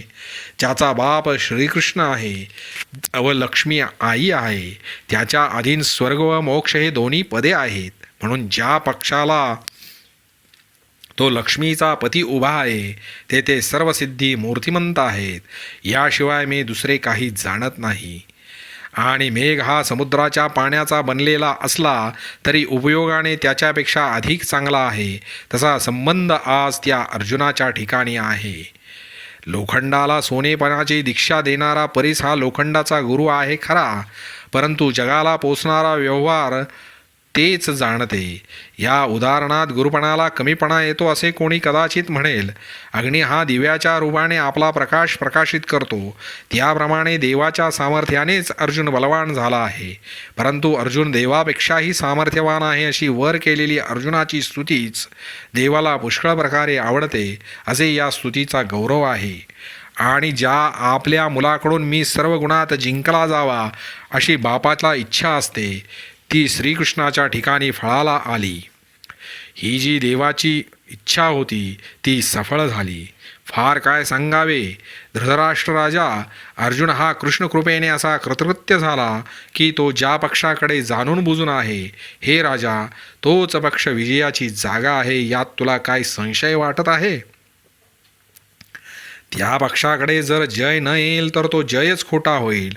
म्हणून जेथ लक्ष्मी व श्रीकृष्ण व जेथे पंडूचा मुलगा हे तीन आहेत, तेथे विजय आहे व सर्व गोष्टींची भरभराट तेथेच आहे. व्यासांच्या बोलण्यावर जर तुमचा खरा खरा विश्वास असेल तर हे माझे भविष्य अटळ माना. जेथ तो लक्ष्मीसहित श्रीकृष्ण आहे, जेथे भक्तांचा समुदाय आहे, तेथे सुखाची कल्याणाची प्राप्ती ठेवलेली आहे. या बोलण्यात जर अन्यथा होईल तर व्यासांचा शिष्य म्हणून मी म्हणवणार नाही, अशी गर्जना करून त्याने हात वर केला. याप्रमाणे भारताचे तात्पर्य एका श्लोकात आणून संजयाने धृतराष्ट्राच्या हातात दिले.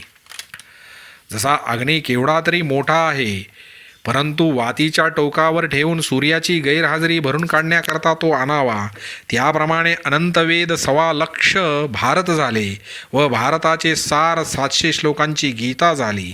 व्यासांचा शिष्य जो संजय त्याचा तो पूर्णोद्गार, तो हा गीतेचा शेवटचा श्लोक. या 700 श्लोकांचेही तात्पर्य आहे. या एकाच श्लोकावर जो विश्वास ठेवून राहील त्याने संपूर्ण विश्वामात्राचे जरी खरे स्वरूप हस्तगत केले तसे होईल. याप्रमाणे या 700 लोकांना गीतेची पदे आपल्या अंगी धारण करतात. या श्लोकांना श्लोक म्हणावे की गीतारूपी आकाशातील परमामृत म्हणावे, अथवा आत्मारामाची सभा जी गीता, त्या गीतारूपी सभेला हे 700 श्लोकरूपी खांबच लावले आहेत. हे श्लोक माझ्या अनुभवाला याप्रमाणे येतात. अथवा गीता ही सप्तशतीच्या मंत्रांनी प्रतिपादन करण्यास योग्य अशी देवी आहे व ती मोहरूपी महिषासुराच्या नाशाने आनंद पावले आहे. म्हणून जो मनाने, शरीराने व वाचेने गीतारूपी देवीचा सेवक होईल त्याला ही गीता स्वानंदरूपी साम्राज्याचा सार्वभौम राजा करील. अथवा अविद्यारूपी अंधारावर चाल करून गीतेचा एक श्लोकच सूर्याला पैजेने जिंकतो, असे 700 श्लोक श्रीकृष्णराजाने प्रकट केले आहेत. अथवा संसाररूपी रस्त्यावर चालताना श्रमलेल्यांना विश्रांती घेण्याकरता श्लोकांच्या अक्षररूपी द्राक्षाच्या वेलीला गीता ही मांडव झाली आहे. अथवा भगवान संतरूपी भ्रमणांनी सेवा करून ज्या ज्या श्लोकांना कमळरूपता आणली, अशा श्लोक कमळांनी युक्त असे जे श्रीकृष्ण नावाचे सरोवर, त्यामध्ये ही गीतारूपी वेली भरास आली आहे. किंवा हे श्लोक नव्हेत, मला तर यामध्ये दुसरीच कल्पना येते. हे श्लोक म्हणजे जणू काय गीतेचा महिमा वर्णन करणारे पुष्कळचे भाट आहेत. अथवा 700 श्लोकांचा सुंदर कोट करून सर्व शास्त्रे गीतारूपी शहरात राहावण्यास आली आहेत. अथवा हे श्लोक म्हणजे गीता आपला पती जो आत्मा त्यास आवडीने भेटण्याकरता आली असता तिने पसरलेले बाहूच नव्हेत काय. अथवा हे श्लोक गीतारूपी कमळावरील भुंगे आहेत. अथवा गीतारूपी समुद्रावरील लाटा आहेत. अथवा श्रीहरीच्या गीतारूपी रथाचे घोडेच आहेत. अथवा अर्जुन हा सिंहस्थ झाला म्हणून हा श्लोकरूपी सर्व तीर्थांचा समूह आहे श्री गीतारूपी गंगेत आला. अथवा ही श्लोकांची पंक्ती नव्हे तर अचिंत्य जे ब्रह्म ते चित्ताला देणारा चिंतामणी आहे. अथवा निर्विकल्प ब्रह्माला प्राप्त करून देणारी श्लोक ही कल्पतरूची झाडे लावलेली आहेत. असे 700 श्लोक आहेत, परंतु ते एकापेक्षा एक वरचढ आहेत. आता कोणाची निवड करून वेगळे वर्णन करावे? दिव्यास आधीचा व मागचा भेद कसला? सूर्यात धाकटा व वडील असा भेद कसला? अमृताच्या समुद्रात खोल व वितळ हा भेद कसला? ती तानी आहे अथवा पारठी आहे, या गोष्टी कामधेनूच्या दृष्टीने पाहिली तर तशा करता येत नाहीत. त्याप्रमाणे गीतेच्या श्लोकात हे पहिले व हे शेवटले असे प्रकार आहेत असे म्हणू नये. पारिजातकाच्या फुलात जुनी नवी हे भेद आहेत काय? आणि श्लोकांमध्ये कमी योग्यतेचा व अधिक योग्यतेचा असा भेद नाही, असे खरोखर काय समर्थन करू? या गीतेत वाच्य व वाचक ही निवड होत नाही, कारण की या गीताशास्त्रात एक श्रीकृष्ण वाच्य व वाचक आहेत. हीच प्रसिद्ध व वाटेल त्या मनुष्याला माहीत गोष्ट आहे. गीतेच्या अर्थापासून जे फळ प्राप्त होते तेच गीतेच्या पाठानेही मिळते. जसे गीतेचे अर्थज्ञान व पठण ही फलदृष्टीच्या ताजव्यात सारखीच आहेत, तसेच गीताशास्त्र हे वाच्य व वाचक यांचे ऐक्य साधणारे आहे. म्हणून मला आता समर्थन करण्यास काही विषय नाही.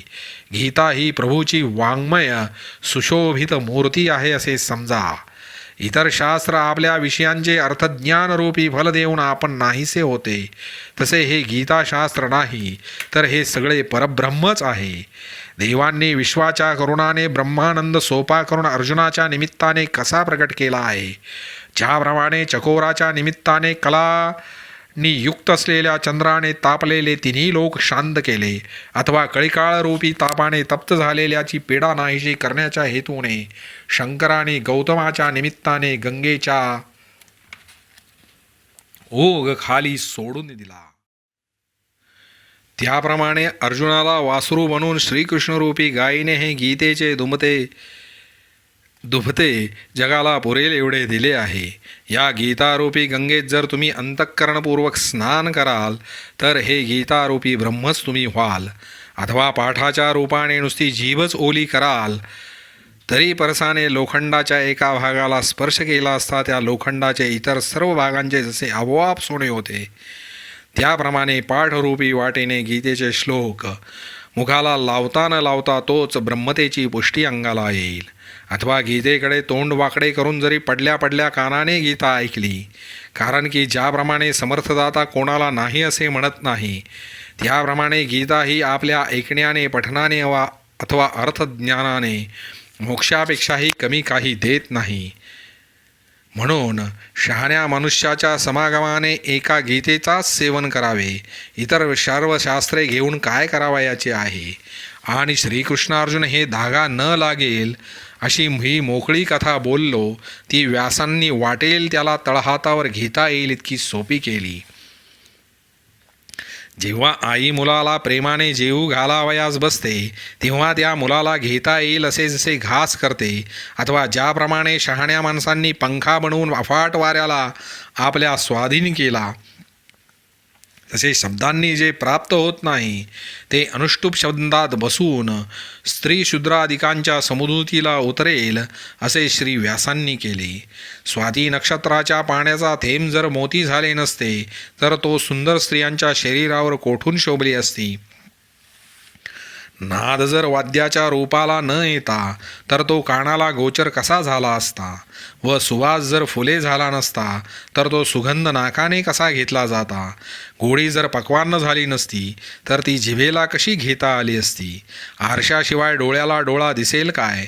दृष्टाजी जगुरुमूर्ती ती जर दृश्याच्या मार्गात पडली नसती तर तो उपासनेने कसा स्वाधीन झाला असता.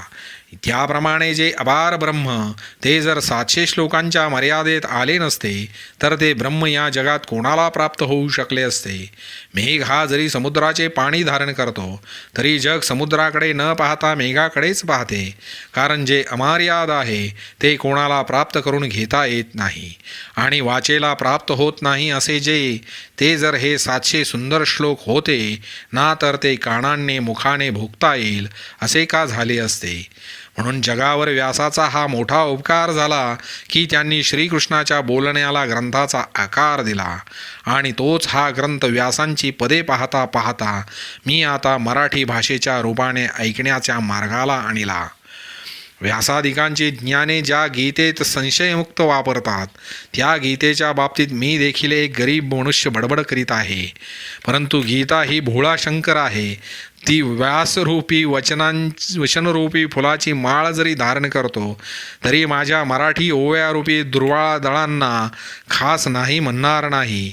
आणि क्षीरसमुद्राच्या किनाऱ्याला पाणी प्यावयास हत्तीचे समुदाय येतात, तेथे चिलटांना क्षीरसमुद्र येऊ नकोस असे म्हणतो काय. नुकतेच पंख फुटलेले पाखरू जरी फार उडाले नाही तरी आकाशात उडते, व त्वरेने उंच आकाशाचे आक्रमण करणारा गरुडही तेथे उडत असतो. राजहंसाचे चालणे जगात उत्तम ठरले म्हणून आणखी कोणी पृथ्वीवर चालूच नये की काय. महाराज, आपल्या पोकळीप्रमाणे घागरीला पुष्कळ पाणी घेता येते म्हणून चुळीच्या लहान पोकळीइतके पाणी भरून राहत नाही काय. मशालीचा आकार मोखडा असतो म्हणून ती पुष्कळ उजड धारण करते, आणि वात आपल्या मानाने प्रकाश धारण करतेच की नाही. महाराज, समुद्रात समुद्राच्या विस्ताराच्या मानाने आकाशच प्रतिबिंब पडते. डबक्या डबक्या एवढेच आकाशाचे प्रतिबिंब पडते. याप्रमाणे व्यासादिकांचे विशाल बुद्धी या ग्रंथाचे विवरण करण्यास येतात. मग आम्ही या आपल्या अल्पबुद्धीने या गीता ग्रंथाचे विवरण करावे हे खरोखर युक्तीला जुळणार नाही काय? ज्या समुद्रामध्ये मंदार पर्वताच्या आकाराचे जलचर संचार करतात, त्या समुद्रात शफर नावाच्या लहान माशांना पोहता येते असे दिसते. अरुण हा सूर्याच्या शरीरावर जवळ असतो म्हणून तो सूर्यास पाहतो. मग त्या सूर्याला पृथ्वीवरची मुंगी पाहत नाही काय? म्हणून आम्हासारख्या सामान्य लोकांना मराठी भाषेत गीता आणता येते हे म्हणणे अयोग्य आहे असे म्हणण्यास कारण नाही. आणि बाप पुढे जात असता त्याच्या पावलांच्या मागोमाग जर मूल आले तर त्या मुलाला पोचता येणार नाही काय? त्याप्रमाणे व्यासांचा माग घेत व भाष्यकारांना वाट पुसत मी अयोग्य असलो तरी येथे प्राप्त न होता कोठे जाईन? आणि ज्यांच्या क्षमेने पृथ्वी स्थावर जंगम प्राण्यांना कंटाळत नाही व ज्याच्या अमृताने चंद्र जगाला शांत करतो, ज्याच्या अंगेचे अंशभर तेज घेऊन सूर्य अंधाराचे संकट दूर करतो, समुद्राला ज्याकडून पाणी मिळाले आहे, पाण्याला ज्याचे माधुर्य आहे व माधुर्याला सुंदरपण ज्याच्या योगाने आहे, वाऱ्यातील सामर्थ्य ज्याचे आहे, ज्याच्या योगाने आकाश ऐस्यपैसा आहे व ज्याच्या योगाने ज्ञान हे प्रकाशमान सार्वभौम राजा बनलेले आहे, ज्याच्या योगाने वेद चांगले बोलतो, ज्याच्या योगाने सुख भरभराटीत आहे हे राहू द्या, ज्याच्या योगाने विश्व रूपवान झाले आहे, तो सर्वावर उपचार करणारा समर्थ श्री गुरु निवृत्तीनाथ माझ्यामध्येही प्रवेश करून वागत आहे. ज्या गीतेचे ज्ञान मला सद्गुरूंपासून आयते मिळाले आहे, ती गीता मी जगात आता मराठी भाषेच्या द्वारा सांगतो. यात आश्चर्याला जागा कोणते आहे? डोंगरावर मातीचा पुतळा करून त्यास श्रीगुरु असे नाव ठेवून ज्याच्यापासून जो धनुर्वेद शिकला, त्या कोळ्याने आपल्या धनुर्विद्येच्या सामर्थ्याविषयी त्रैलोक्याची एकवाक्यता केली. चंदनाच्या परिमळामुळे व्यापलेली झाडे चंदनाच्या जोडीची झाली. वसिष्ठाने सूर्याच्या ऐवजी त्याच्या जागी ठेवलेली काठी सूर्याशी स्पर्धा करावयास लागली. तर मग मी चित्ताने संपन्न आहे आणि जो आपल्या कृपादृष्टीने आपल्या पदावर बसतो त्या श्रीगुरूंसारखा समर्थ माझ्या शिरावर आहे. मूळची दृष्टी स्वच्छ असून शिवाय तिला जर सूर्याचे सहाय्य मिळाले तर दृष्टीला दिसणार नाही अशी गोष्ट कोठी झाली आहे काय? म्हणून माझे नित्यच नवे शाश्वश्वास काव्यग्रंथ होतात. गुरुकृपेने काय एक होणार नाही असे ज्ञानदेव म्हणतात. या कारणास्तव मी गीतेचा अर्थ या लोकांना डोळ्यांनी दिसेल असा स्पष्ट मराठी भाषेत सांगितला. परंतु माझ्या मराठी शब्दांच्या रंगाने जेव्हा कोणी गीतेची पदे समजवून घेईल तेव्हा संस्कृत गीता सांगणारा नसला तरी माझ्या मराठी शब्दात एकदेशित्व येणार नाही. म्हणून संस्कृत गीतेचा अर्थ सांगून माझी मराठी टीका जर सांगितली तर संस्कृत गीतेवरून अर्थ सांगण्याला माझी मराठी टीका दागिना होईल. अथवा माझी नुसती मराठी टीका जर सांगितली तर ती संस्कृत गीतेवरून अर्थ सांगण्यालाही मागे सारेल.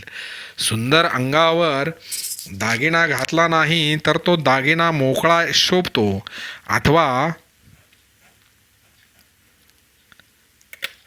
तो अलंकार सुंदर अंगावर घातला तरी जशी योग्य गोष्ट आणि कोठे आहे, अथवा मोत्यांचा असा स्वाभाविक गुण आहे जसा की सोन्यालाही सोन्यालाही शोभा देतात, अथवा मोत्यांचा असा स्वाभाविक गुण असा आहे की ती सोन्यालाही शोभा देतात, अथवा ती मोती मोकळे असली तरी आपल्या स्वरूपाने शोभिवंत असतात, अथवा वसंत ऋतूच्या आरंभीची मोगरीची वाटोळे फुली गुंफलेली असोत अथवा मोकळी असोत, वासांच्या दृष्टीने त्यात कमी जास्तपणा नसतो.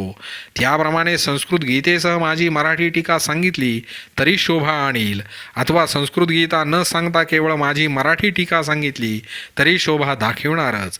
असा दोन्ही प्रकारांनी लाभ देणारा ओवीबद्ध काव्यग्रंथ मी केला आहे. मुलापासून तो जाणत्या मनुष्यापर्यंत सहज कळणाऱ्या त्या ओवीच्या छंदात ब्रह्मरसाने रुचकर झालेली अक्षरे मी गुंफली आहेत. आता या ज्याप्रमाणे चंदनाच्या झाडांना सुवासाकरिता फुले येई तोपर्यंत थांबावे लागत नाही. त्याप्रमाणे ही माझी ओवीबद्ध टीका कानावर पडताच क्षणी श्रोत्याला समाधी आणते व माझ्या ओवीबद्ध टीकेचे व्याख्यान ऐकले असता ते व्याख्यान ऐकण्याचे व्यसन लावणार नाही काय. माझी टीका वाचण्यास लागले की त्या निमित्ताने पांडित्याचा प्रकाश पडतो आणि त्या व्याख्यानातील गोडीचा अनुभव आला म्हणजे अमृताची देखील आठवण होत नाही. त्याप्रमाणे सहज प्राप्त झालेले हे कवित्व सर्वांना विश्रांतीस्थान झाले आहे. त्यामुळे आता त्याच्या श्रवणाने मनन व निधिध्यास यास जिंकले आहे. ही माझी टीका वाटेल त्याला आत्मानंदाचा शेलका भाग देईल व श्रवणेंद्रियांकडून सर्व इंद्रियांचे पोषण करेल. आपल्या स्वाभाविक सामर्थ्याने चंद्राला भोगून चकोरबक्षी चतुर ठरला आहेच, परंतु चंद्राचे चांदणे मात्र वाटेल त्याला भोगावयास सापडते. त्याप्रमाणे या अध्यात्मशास्त्रात अंतर्मुख वृत्ती झालेलेच अधिकारी आहेत, परंतु शब्दचातुर्याने सामान्य लोक सुखी होतील. महाराज, श्री निवृत्तीनाथांचा असा खरोखर मोठेपणा आहे. हा ग्रंथ नव्हे तर हे त्या निवृत्तीनाथांच्या कृपेचे वैभवच आहे. क्षीरसमुद्राच्या जवळ पार्वतीच्या कर्णरूपी गुहेत जे शंकरांनी केव्हा सांगितले ते माहीत नाही. ते क्षीरसागराच्या लाटामध्ये माशाच्या पोटात जो भगवान विष्णू गुप्त होता त्याच्या हातात सापडले. तो मत्स्येंद्र सप्तशृंगी पर्वतावर हातपाय तुटलेल्या चौरंगीनाथाला भेटला व तो चौरंगीनाथ सर्वांगाने संपूर्ण झाला. मग समाधी अखंड भोगावी या इच्छेने ते वर्म मत्स्येंद्रनाथांनी गोरक्षरायाला दिले. त्या सर्वेश्वर मत्स्येंद्रनाथांनी योगरूपी कमळाचे सरोवर व विषयाचा नाश करण्यास शूर असे जे गोरक्षनाथ त्यास त्या समाधी पदाच्या ठिकाणी अभिषेक केला. मग त्या गोरक्षनाथांनी ते शंकरापासून परंपरेने प्राप्त झालेले अद्वैत आनंदाचे ऐश्वर सामर्थ्यासह श्री गहिनीनाथास दिले. कली हा प्राण्यांना खरोखर ग्रासीत आला आहे असे पाहून त्या गहिनीनाथांनी श्री निवृत्तीनाथांना आज्ञा दिली, ती अशी की आद्य गुरु जो शंकर त्यापासून शिष्य परंपरेने हा जो बोधांचा लाभ आमच्यापर्यंत आला तो हा सर्व घेऊन तू कलीकडून गिळल्या जाणाऱ्या जीवांना सर्व प्रकारे सत्वर मदत कर. मेघांना वर्षाकाळाची जोड मिळाली म्हणजे ते जशी जोराची वृष्टी करतात त्याप्रमाणे कृपाळू असलेल्या निवृत्तीनाथांना त्यावर गुरूंच्या आज्ञेचा निरोप मिळाला. मग पीडित प्राण्यांच्या दयेने गीतेचा अर्थ जुळून सांगण्याच्या निमित्ताने निवृत्तीनाथांकडून जी ही शांतरसाची वृष्टी झाली तोच हा माझ्या गीतेवरील टीकारूप ग्रंथ होय. तेव्हा मी चातकपक्षी आपल्या उत्कट इच्छेनेच पुढे येऊन उभा राहिलो. यामुळे मी एवढ्या मोठ्या यशाला आणीला गेलो. याप्रमाणे गुरुपरंपरेने प्राप्त झालेले आपले समाधी रूप धन ते ग्रंथाच्या रूपाने रचून माझ्या स्वामीने मला दिले. एरवी मी शिकलो नाही अथवा वाचले नाही, पण मी श्री गुरुची सेवाही जाणत नाही. असा जो मी त्याला मला ग्रंथ रचण्याची योग्यता कोठून असणार. परंतु खरोखर गुरुनाथांनी मला निमित्त करून ग्रंथरचनेच्या निमित्ताने जगाचे रक्षण केले आहे समजा. तरी गुरूंचा पुरोहित म्हणून मी काही कमी जास्त बोललो असेन ते तुम्ही माऊलीप्रमाणे सहन करावे. शब्द कसा बनवावा, चढत्या प्रमेयाने व्याख्यान कसे करावे व अलंकार म्हणजे काय ते मला ठाऊक नाही. कळसूत्रांचे बाहुले चालविणाऱ्याच्या सूत्राने चालते त्याप्रमाणे मला दाखवीत ते माझे गुरु बोलत आहेत. या कारणासह गुणदोषांविषयी मी विशेष क्षमा मागत नाही, कारण माझ्या गुरूंनी उत्पन्न केलेल्या ग्रंथाची रचना मी केली आणि तुम्हा संतांच्या सभेत जर उणीव शिल्लक राहील तर ती जर पुरी होणार नाही तर तुमच्यावरच्या प्रेमाने रागवता येईल. परिसाचा स्पर्श झाला असताही लोखंडपणाच्या हीन दशेला जर लोखंड मुकले नाही तर तो दोष कोणाला. ओहळाने हे करावे की गंगेच्या प्रवाहाला जाऊन मिळावे, मग तो देखील गंगाच झाला नाही तर त्याने काय करावे. म्हणून मोठ्या भाग्याने मी तुम्हा संताच्या पायावर प्राप्त झालो असता मला जगामध्ये उणे कोठे आहे. अहो महाराज, माझ्या स्वामींनी मला तुम्हा संतांची प्राप्ती करून दिली. त्या योगाने मी सर्व बाबतीत परिपूर्ण झालो. पहा की मला तुम्हासारखे माहेर आहे.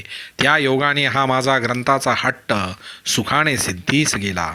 महाराज, सर्व पृथ्वी शुद्ध सोन्याची करता येईल अथवा मोठमोठ्या महेंद्रादी पर्वताप्रमाणे चिंतामणी रत्नांचे डोंगर निर्माण करता येतील. सातही समुद्राला अमृताने भरणे सोपे आहे, ताऱ्यांचे चंद्र करणे कठीण नाही, कल्पतरूंचे बगीचे लावणेही कठीण नाही, परंतु गीतेच्या अर्थाचे मर्म स्पष्ट सांगता येणार नाही. तो गीतार्थ मी एक सर्व प्रकाराने मुका मराठी भाषेत सांगून लोकांना डोळ्यांनी घेता येईल असा जो करतो, हा एवढा अफाट ग्रंथरूपी सागर उतरून पलीकडे गेल्याचा कीर्तिविजयाचा धेंडा जो नाचतो, गीतार्थाच्या आवारात 18वा अध्यायरूपी कळसासह महामेरू पर्वत करून त्या ठिकाणी श्री गुरुमूर्तीची मी पूजा करीत आहे. गीतारूपी निष्कपट आईला चुकून जे मी लेकरू संसाररूपी रानात व्यर्थ हिंडत होते, त्या मायलेकरांची भेट होते. ही तुमची पुण्याई आहे. महाराज, तुम्ही सज्जनांनी हे केलेले आहे असे समजून मी बोलत आहे. हे काही लहान सहान असे म्हणता येणार नाही, असे ज्ञानदेव म्हणतात.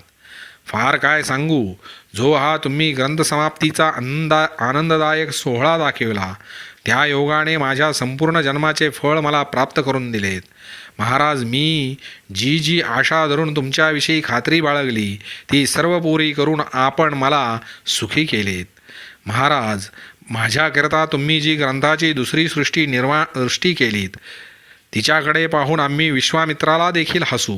कारण की मूळची सृष्टी असून ब्रह्मदेवाला कमीपणा आणण्याकरता त्रिशंकू राजाच्या हेतूने केलेली ती सृष्टी नाश पावणारी होती.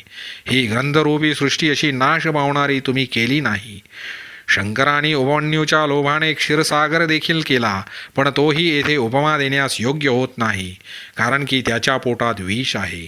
अंधकाररूपी निशाचर गिळीत असता सूर्याने चराचराला त्या संकटातून सुटण्याला मदत केली खरी, परंतु ती जगाला ताप देऊन संतप्त झालेल्या जगाकरता चंद्राने आपल्या चांदण्याचा देखील उपयोग करून दिला.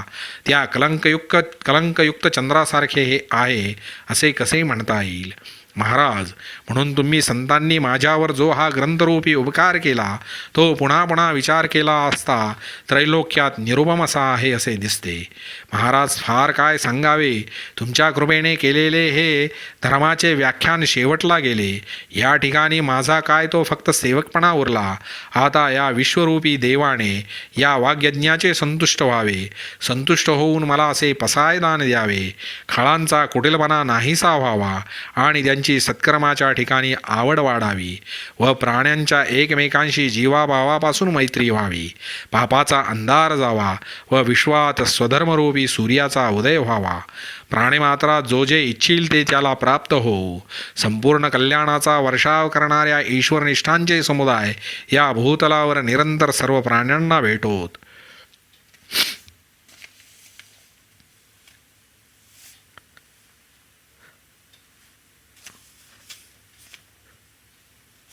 पसायदान. आता विश्वात्मके देवे येणे वाग्यज्ञे तोषावे. तोषोणी मज यावे पसायदान हे. आता विश्वरूपी देवाने या वाग्यज्ञाने संतुष्ट व्हावे व संतुष्ट होऊन मला असे पसायदान द्यावे. जे खळांची व्यंकटी सांडो, तया सत्कर्मी रतिवाढो. भूता परस्परे पडो मैत्रजीवाचे. खळांचा कुटिलपणा नाहीसा व्हावा आणि त्यांची सत्कर्माच्या ठिकाणी आवड वाढावी व प्राण्यांची एकमेकांशी जीवाभावापासून मैत्री व्हावी. दुरितांचे तिमिर जाओ, विश्वस्वधर्म सूर्ये पाहो. जो जे वांछील तो ते लाहो, प्राणिजात. पापाचा अंधकार जावा व विश्वात स्वधर्मरूपी सूर्याचा उदय व्हावा. प्राणिमात्रात जो जे इच्छील ते त्याला प्राप्त हो. वर्षत सकळ मंगळी, ईश्वरनिष्ठांची मांदियाळी. अनवरत भूमंडळी, भेटतू भूता. संपूर्ण कल्याणाचा वर्षाव करणाऱ्या ईश्वरनिष्ठांचे समुदाय या भूतलावर निरंतर सर्व प्राण्यांना भेटोत. चला कल्पतरूंचे आरव, चेतना चिंतामणीचे गाव. बोलते जे अर्णव पियुषाचे. चालणाऱ्या कल्पतरूंचे बगीचे, सजीव चिंतामणीचे गाव व अमृताचे जे बोलणारे सागर आहेत. चंद्रमे जे अलांछन, मार्तंड जे तापहीन, ते सर्वाही सदा सज्जन, सोय रे हो तू. जे कलंकरहित चंद्र आहेत व जे उष्णतारहित सूर्य आहेत, ते सज्जन सर्वांना नेहमी आवडते व्हावेत. किंबहुना सर्व सुखी पूर्ण होऊनी तिही लोकी, भजिजो आदिपुरुषी अखंडित. फार काय सांगावे, त्रैलोक्य सर्व सुखाने पूर्ण होऊन त्या आणि आदिपुरुषाच्या ठिकाणी अखंडित भजावे. आणि ग्रंथोपजीविये विशेषी लोकीये, दृष्टादृष्ट विजय होवावेजी.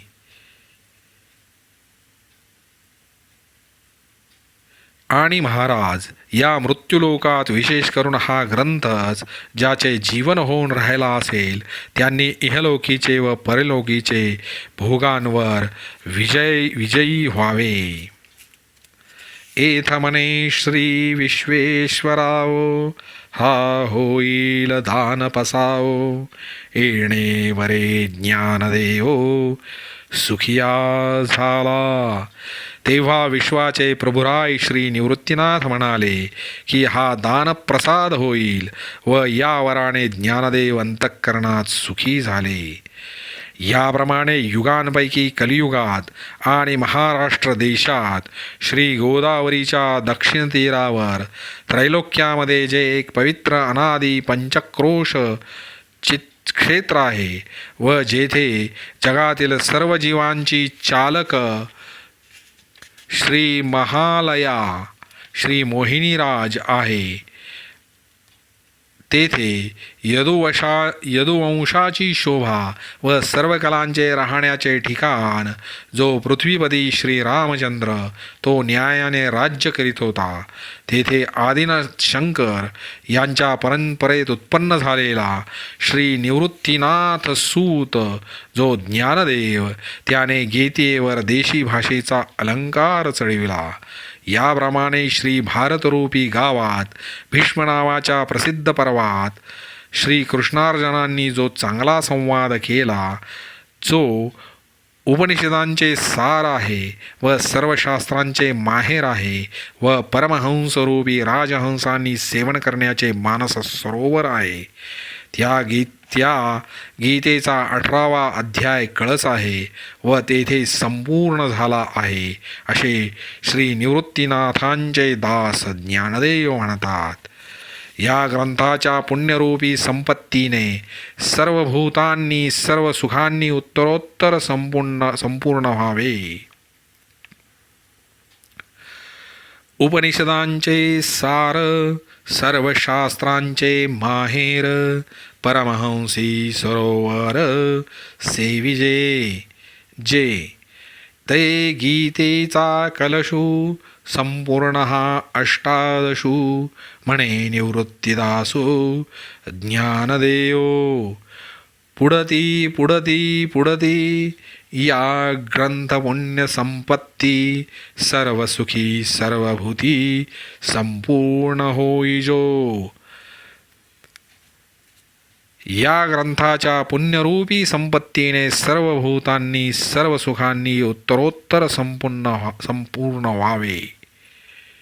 शके 1212 तैटिका केली ज्ञानेश्वरे, सच्चिदानंद बाबा आदरे लेखकू झाला. शके 1212 चालू होते तेव्हा ज्ञानदेवांनी टीका केली व सच्चिदानंद बाबा या टीकेचा पूज्यबुद्धीने लेखक झाला. इति श्रीमद्भगवद्गीतासु उपनिषत्सु ब्रह्मविद्यायां योगशास्त्रे श्रीकृष्णार्जुनसंवादे सर्वगीतार्थसंग्रहः नाम 18 श्लोक 78 ओव्या 1810. बोला पुंडलिक वरदा हरी विठ्ठल, श्री ज्ञानदेव तुकाराम, पंढरीनाथ महाराज की जय. बोला माऊली ज्ञानेश्वर महाराज की जय. जगद्गुरु तुकाराम महाराज की जय. शांति ब्रह्म एकनाथ महाराज की जय. सब संतन की जय. जय जय रघुवीर समर्थ. भारत माता की जय.